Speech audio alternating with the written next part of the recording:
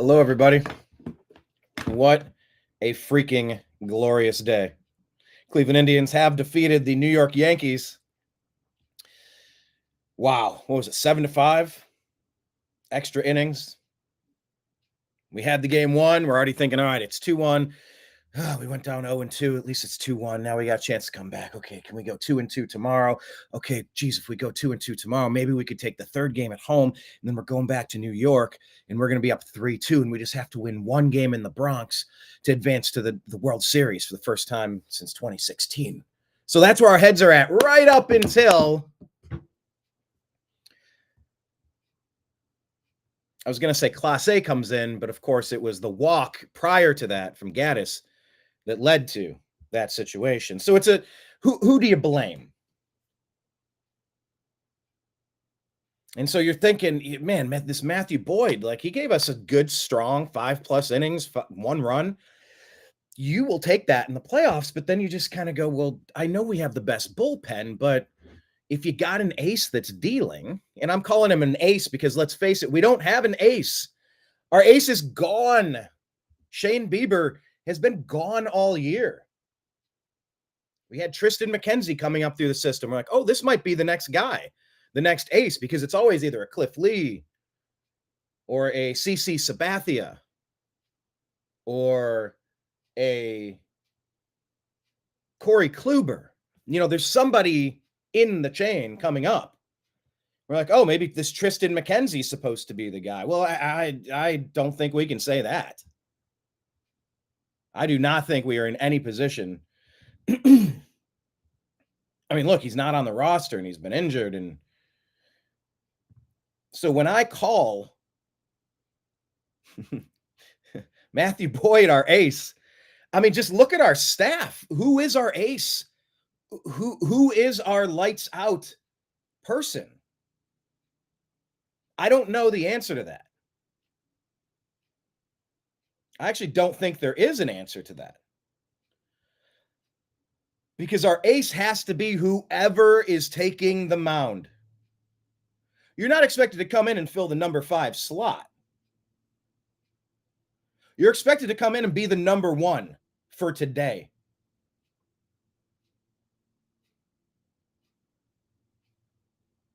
And that's what we got yesterday. But the question is, did we get rid of him too quick? Now, look, these are wonderful things to get into on a day like today. You know, okay, we're streaming live in the Strictly Guardians group, trying to get these things figured out. Maybe I can get it in one more group here because Facebook does not like us broadcasting our shows. But look, I like nitpicking aspects like this after a win. Oh, don't get me nitpicking after a loss. And I went from being in the mindset of, okay, 2-0 just became 2-1. Let's just wrap up this game. We're on cruise control. Let's just get through this. And then it's on to game 4. All right, we got a chance to tie it up then after tomorrow. I had already allowed myself to think that I got this. And then what happens? Aaron Judge, Giancarlo Stanton, they rock Emmanuel Clase. Emmanuel Clase, who is in the running for Cy Young. Now, maybe everybody gave it to Scooble. But look, Scooble's human. Ask David Fry. Oh, you can ask David Fry, the all-star David Fry. Why don't you ask David Fry? We'll get to David Fry. I'm sorry. I'm doing another show coming up at 11 o'clock, the Strictly Football Show with Mike Barra. I believe we've rescheduled it for a half hour from now. This is all kind of last minute. I'm trying to work this in. I should have had all of the Facebook live streams in action prior. Okay, but I think we're back. So this game yesterday was in the bag. We had it. It was under control. As much as any game could be, of course, you know.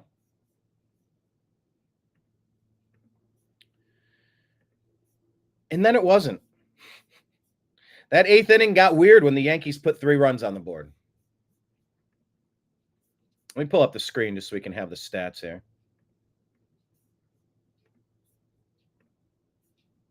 Okay, I think we're sharing the screen now.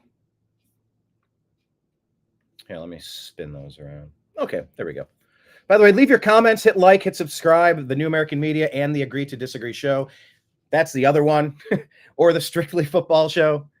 But this one is the Unhappy Hour, the Unhappy Hour _ on X. And find us on Facebook, please. That eighth inning got strange with the 2 home runs. But here we're doing stuff now that we don't normally do. Remember Charles Nagy coming out of the bullpen? Lost the game on that. You know, it's all hands on deck. I totally get what's going on in that situation. But do we absolutely need Clase to be asked to do more than he has been doing? Is that something that we should really be asking of him? I mean, he made it 1/10 of an or a third of an inning yesterday. He's got a 9.0 ERA. Like, the playoff Clase is not what you would expect. But he is being asked to do things that he doesn't normally do. So that's kind of why I'm wondering if Matthew Boyd, our ace, should have been allowed to pitch a little deeper. 2-2, 2.72 ERA. You know, look, he's a comeback story. Cleveland is a chance to kind of rebound and get your life together and bounce over. It's a lily pad. It's a springboard. You know, that's why this team is so different, being anchored by someone like Jose Ramirez, someone who is perpetually, and I mean this with everything inside me, he's a perpetual league-wide MVP candidate every year he plays. He finishes top 5, top 10 every year. Maybe one of these years he'll actually get one. I mean, he was, you know, they had that canceled game. He could have been a 40-40-40 guy. Was it 40 home runs, 40 doubles, and 40 steals? I mean, the guy's really good. He's been struggling in this postseason, but that's a slightly different topic. But this guy could have got a bunch of money and a much bigger contract. And I believe the quote was something like, yeah, I could have made $50 or $80 million somewhere else, but I would have been somewhere else. I don't want to be somewhere else. I want to be here. How cool is that? What kind of vibe is that? What isn't that the exact type of thing you're looking for as a fan? You want somebody that's going to want you back. I mean, we've seen a combination of frustration. You know, I got friends that are like, why is there no salary cap? There needs to be a salary cap in baseball. The Yankees end up being one of the only 4 major league teams, and the rest of us, we're farm teams.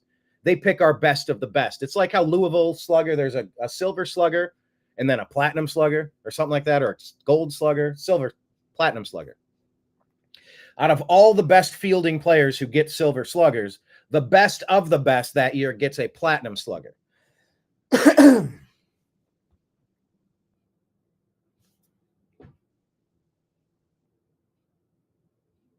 And the Yankees and the Dodgers and the Mets, the other teams that we're going up against, their valuation is 4 times. They're nearly $8 billion franchises. We're maybe $1.50. And it's frustrating. You know, wouldn't it be nice if we all had a rough idea of spending balance so that the Yankees and the Dodgers couldn't sign the biggest names every stinking year? Every year. And it gets old. It gets really old, especially being a small market team. And so games like yesterday, where we have it in control and the bully steps out from behind the bushes with the big stick and they jam that baseball bat into the spokes of the Cleveland Guardians, and we go tumbling in the 8th inning. Home run Judge. Home run Stanton. Holy crap. 3 runs just went on the board. 3 runs. That game, I'm telling you, was on cruise control. We were up 3-1. Just, and all of a sudden we're trailing. All of a sudden we're trailing. Yankees get 8 runs in the third. They get 1 in the ninth. But Cleveland gets 2 in the ninth.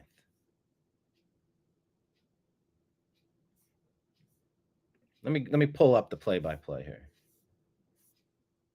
Get you to the, where's the ninth? There we go. Yeah, Rizzo makes the error at first, letting Jose get on base. Unfortunately, Naylor, who isn't even running out his plays, we got to have a serious conversation about Naylor.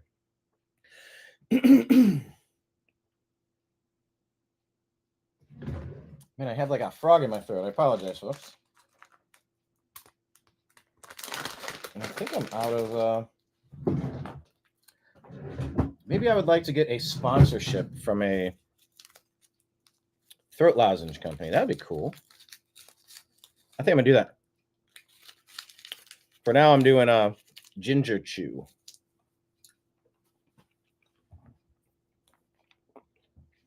So, Ramirez, safe at first, but then Naylor grounds into a double play.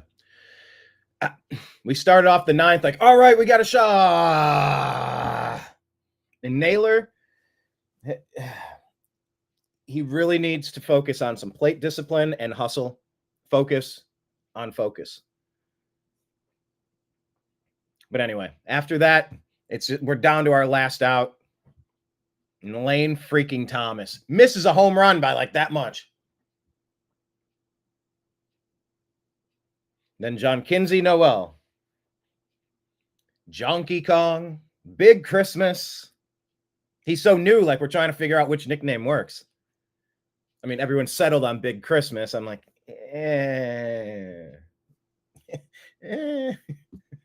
I don't know that it's the best we can do. I think it was the knee-jerk reaction to not be Jonky Kong, honestly. It's okay. I like Big Christmas. I don't love Big Christmas as the nickname. But I'd like to hear some more nicknames. Like how I will continue calling this team the Tribe. That's a nickname. They're the Yanks, the damn Yankees. The Skankies. I don't know, whatever you want to call them. But Lane Thomas, who's been incredible for us this season, doubles to center. He's sitting there on base, and John Kinsey Noel comes up. His dad comes to the United States to see him play for the first time in this environment. Hold on a second. Hold on. Let me just close your eyes, unless you're driving. All right. If you're driving, ask the person next to you to hold the wheel and close your eyes. I'm just kidding. Don't do that. Although that is what David Fry, I'll get to Fry in a second. David Fry said, I forget what his quote was exactly, but he says, I don't even know what happened. I gave it to God, and I don't even know what happened on that play, on that home run. Like he channeled the moment and asked for that strength and focus and dexterity, and he gave it. All right, look, let me ask you to put yourself in the shoes of someone like John Kinsey Noel's father, who gets to, I believe the story is he's in the United States for the first time. Hang on, let me find the story.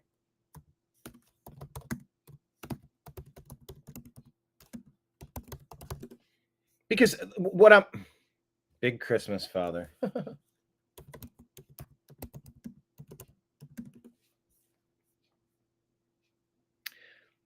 All right, well, the story is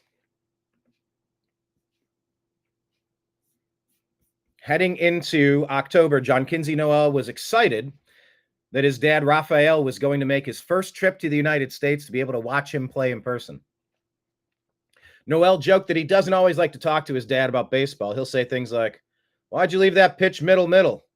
Noel said, laughing. Sometimes I tell him, hey, go hit yourself. But this was going to be special. This is going to be the first time Rafael met Big Christmas. the Major League Baseball version of his son that all of Cleveland has gotten to know this season. The man that created tremendous excitement by hitting a homer in his first big league at bat. Actually, how do I get this to start again? I want to play this clip later. We'll show you what Noel did. Can I go back? Good. This is the moment.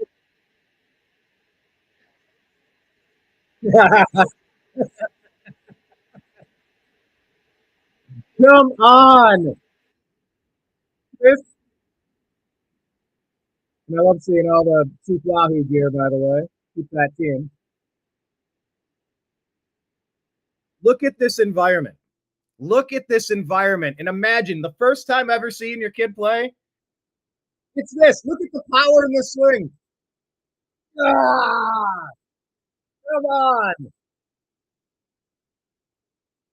Look at the power in this swing. This is Albert Pelly and Jim Tomian.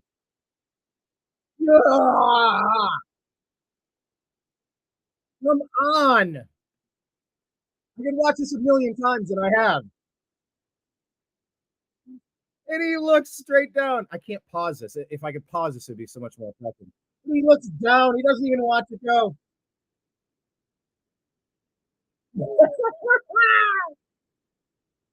Okay, imagine if this is the first time that your dad gets to see you play. This is pandemonium. They were down to their last out. Cleveland was down to the last out. This was over. The energy was sucked out of my life. If you were watching, I'm like, oh my God. Oh, I can't believe we just. Oh, and then the second home run. I think this series is over. I think the Indians just blew this. I think it's over. I think the Yankees just beat us. I think we just shot ourselves in the foot. Huh. That's how I was thinking. I was feeling very dejected after we lost this lead. And then this.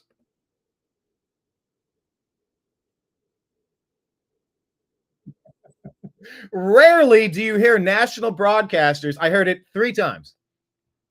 I'm sorry, I don't know the names of the guys, but the first guy said it, then the second guy said it, then the third guy said it, more of it.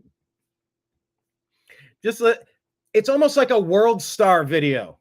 These are professional sportscasters, and they're acting like it's world star. Whoa, oh, they're cheering along with everybody else. When does a national person ever cheer for Cleveland?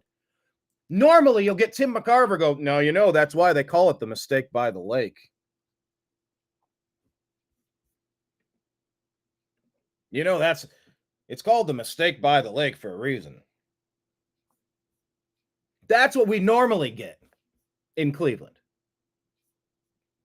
It's normally cheering against us. But it wasn't cheering against us on this night. These announcers went bonkers like a bunch of kids.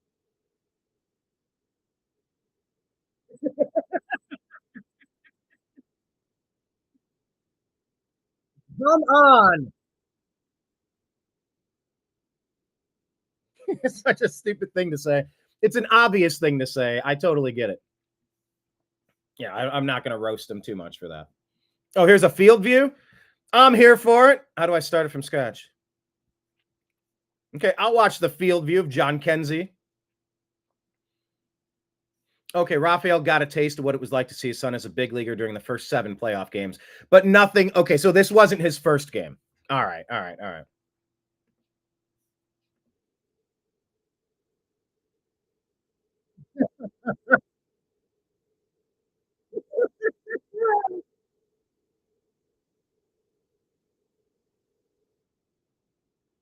What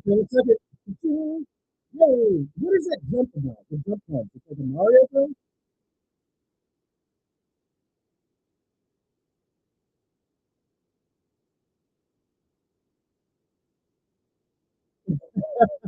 Ah! Has this stadium Oh no.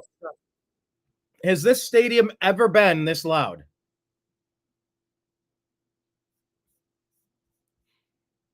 Now, I know they lost seats during the renovation, so we're 35,000 compared to 42,000. But, oh, wait, where's the sound? Oh, doggone it. Hang on. There we go.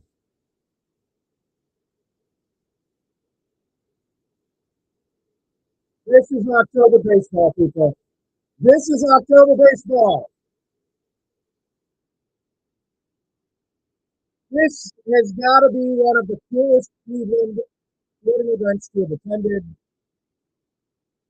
ever. But it's not over at this point. That's the thing we've got to remember. The game's not over at that point. Oh, no.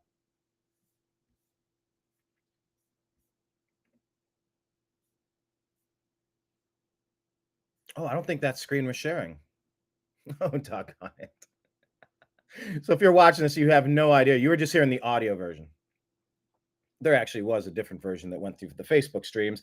Thank you for watching. Thank you for joining on the streams. Question of the day.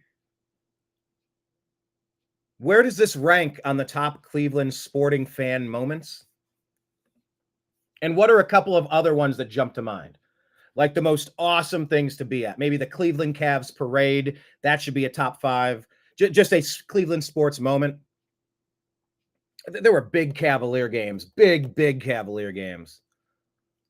And big Tribe games too. But anyway, we can break down the components of this game. Oh, I think we should listen to Hamilton though. Okay, let's do Big Christmas Hamilton. Because you need to hear the best voice in all of baseball. Here, let me share this tab instead.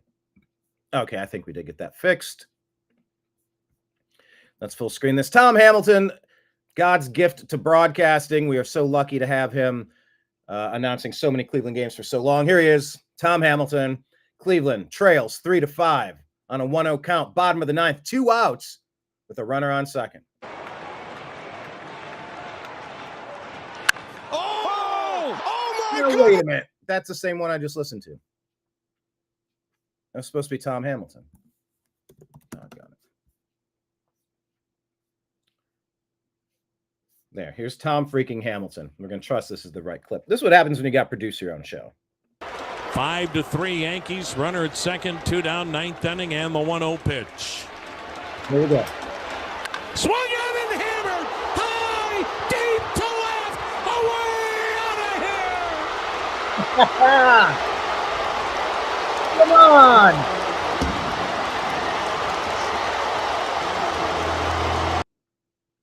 Yeah, it goes silent here on the feed. It's happened a couple of videos I've watched.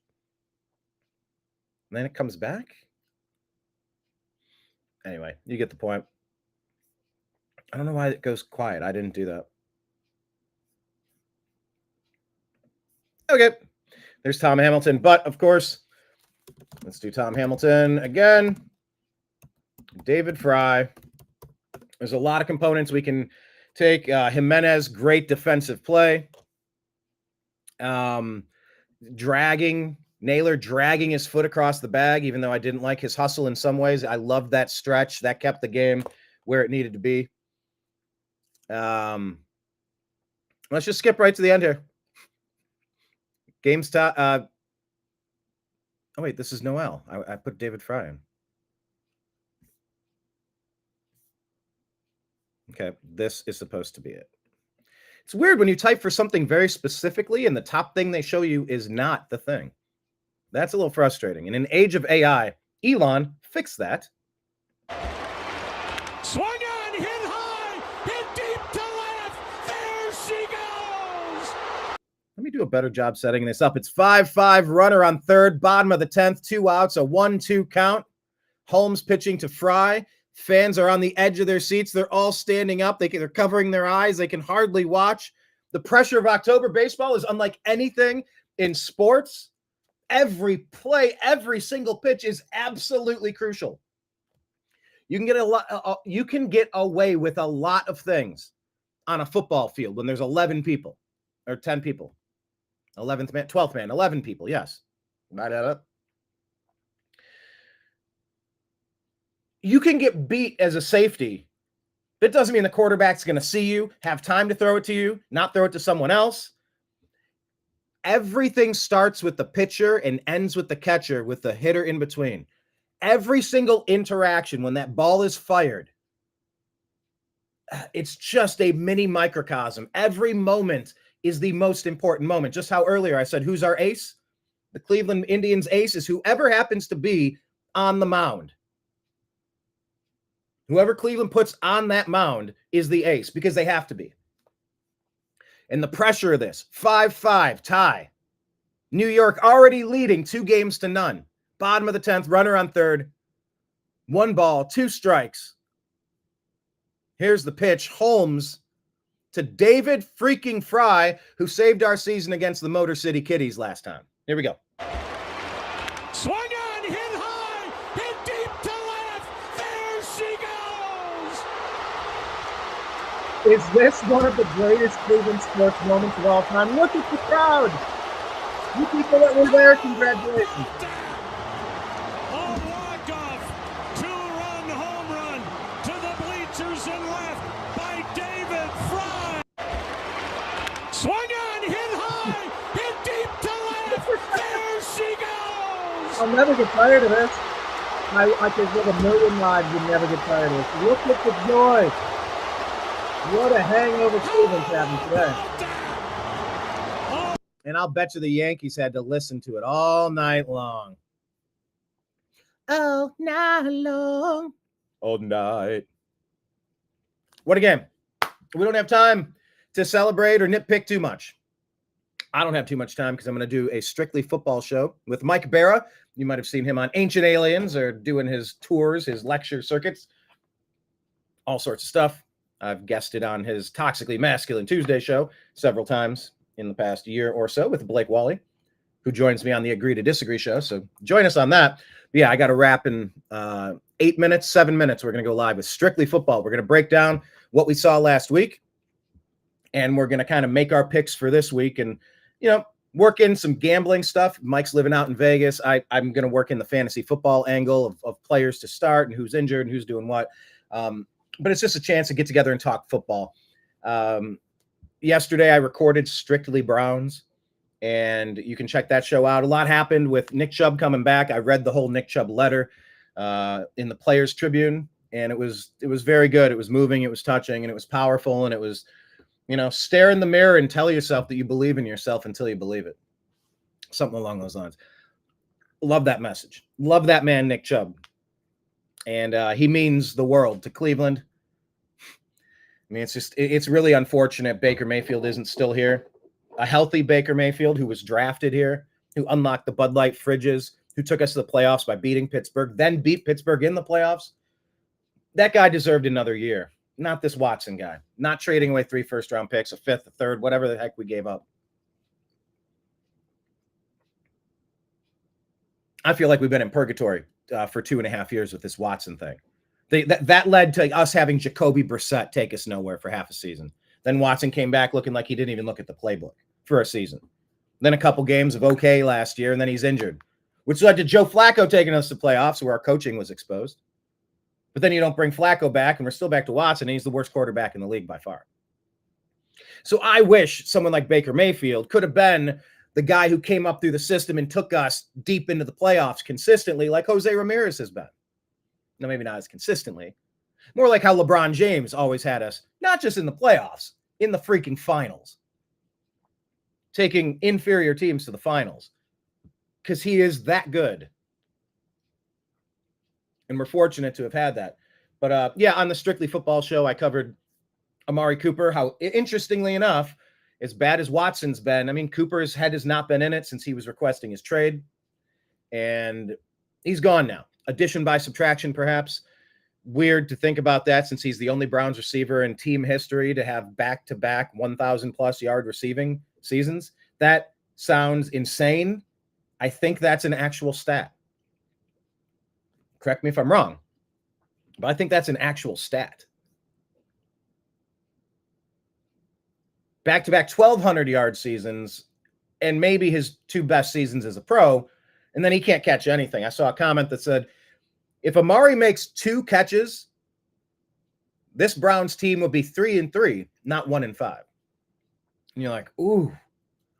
So I think as much as we've given Watson grief, Cooper's been very complicit, very guilty of things that have cost us victories on this season. And Watson's not the first gone. Amari Cooper is. So we covered that. And we covered our chances against the Bengals. I think we have a chance. I think our team is too talented to be this bad. And we traditionally play the Bengals well, and we're at home. I think we're going to put in our first impressive game of the year together, and we're going to get a win. I don't know if that's true or not, but we shall see. Anyway, check that show out. Subscribe, like the show, the Unhappy Hour on the New American Media. Where's the best way? Facebook. Oh, let me show you this too. Yeah, Facebook, we have a private group. The Agree to Disagree, the Unhappy Hour Sports Show. Sorry, I do too many things.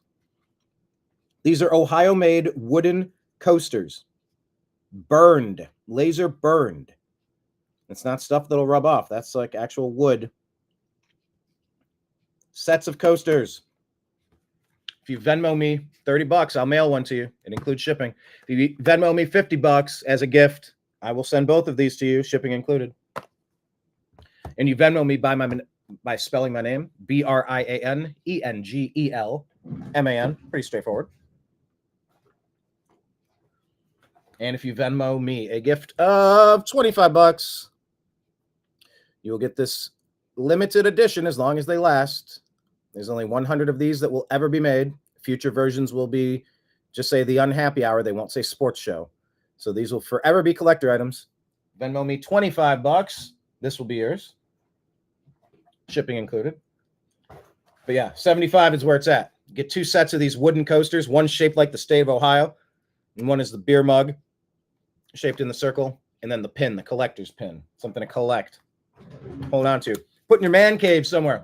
To remind you that even people like Brian, who go from Ohio to California to Kentucky, you never really leave your fandom, do you? And we're all part of a fraternity here. And victories like this, it's not just about sports.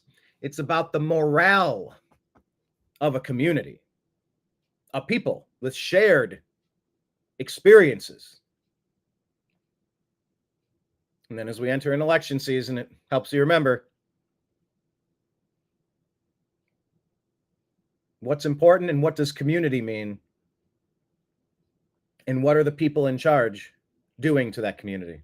And I say that because I covered all 3 of the presidential primaries, 3 of their conventions, the Libertarian Convention in Washington, D.C., the Democrat Convention in Chicago, and the Republican Convention in Milwaukee for the Agree to Disagree show. And you know what I found? The people who reside where the Yankees play in the Bronx the day that Donald Trump was there, on my way to Washington, D.C., they can't stand what they've done. The Democrats, have done to their community. And I normally keep those shows very separate, but I was in the Bronx and they were yelling to me about all these people getting resources, millions of dollars, unlimited gift cards, staying in fancy hotels, committing crimes all across their city. A friend got attacked on a subway, and the people don't care about them, the people that live there. And the shared experiences of what a community actually is, not just dumping a whole bunch of people that are not from an area into that area. So choose wisely, because sports is about the community, the tribe, the group of people that come together. And a moment like last night at Progressive Field might be one of the best ever, right? It might be one of the best moments ever in Cleveland sports history. And that builds your community. It bonds you together for generations. So enjoy this one, Cleveland. You earned it. Congratulations.